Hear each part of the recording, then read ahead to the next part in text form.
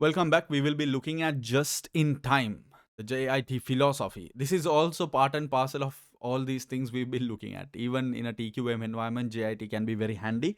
And I'm sure that you have heard this term JIT, just in time. It is a demand pull system of ordering from suppliers, which aims to reduce inventory levels to zero. So the overall objective of JIT, of a JIT environment, is to reduce inventory, eliminate inventory, in fact, not just reduce, eliminate inventory. It means you're supposed to get what you want when you want it, and you're supposed to give what another or what the customer want when they want it. You don't stock, right? You don't maintain stocks. So it can apply to both production and for purchasing from external suppliers. JIT purchasing is where your purchases happen only when you want it. You don't buy material beforehand and stock it with you. So all of the costs related to inventory management, inventory holding, all of that is eliminated. That is JIT purchasing. JIT production is production when only when the customer orders. So you don't pre-manufacture, like retail manufacturing, for pre-manufacturing for sales. Not that. You you make to order. Basically, once the order is placed, once it is confirmed, maybe half of the payment is taken or something like that, only then you start manufacturing. You don't manufacture goods, or you don't commission services beforehand, and wait.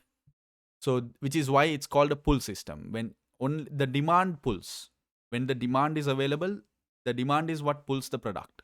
The demand is what promotes or pulls the existence of the product or service.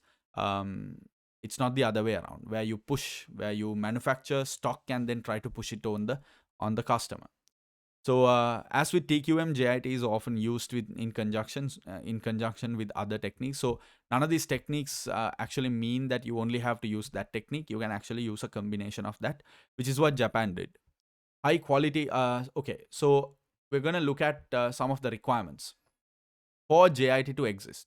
So, if your company is actually preferring JIT, if they want to function with JIT, they will have to fulfill many of these conditions. One, high quality and reliability in every aspect, from the product quality to employee quality to supplier quality, all of that. Elimination of non-value adding activities. So you will essentially, at every juncture, you're, especially with respect to work in progress and inventory, you're trying to eliminate all of the non-value adding activities. Speed of throughput matched to customer demand. So it has to be very fast. I think one of the best JIT systems is McDonald's in the world. McDonald's, they have developed it in a way where they don't have the burger. They don't have it. When you order it, they don't have it. But within 2, 3, 4 minutes, different products have different time durations. Within a few minutes, sometimes even less than 2 minutes, you get your product. So this is JIT. They only start designing the product, they only start putting things together only once you order. So the speed is quite high. Flexible production to respond immediately to customers' order. I think McDonald's is the best example for that. Lower costs as a result of all of the above, right? Your objective is to bring down the costs, especially by eliminating things like inventory. So, impact of JIT on management accounting, just a few points. Basically, waste, scrap, rework, work in progress, inventory, all of that is eliminated. Costs are only allowed to accumulate when the product is finished. The inevitable reduction in inventory will reduce the time taken to count inventory and the clerical cost. So, everything inventory related is eliminated. Minimal inventory or no inventory makes it easier for a firm to switch to backflush accounting. So, this is essentially accounting to order, right? Or accounting only when it is required. So you do know that you're only manufacturing when the order is placed. You do know that you're purchasing only when the order is placed. So this actually enables that. You can basically come up with relevant KPIs like what's performed or what's provided here.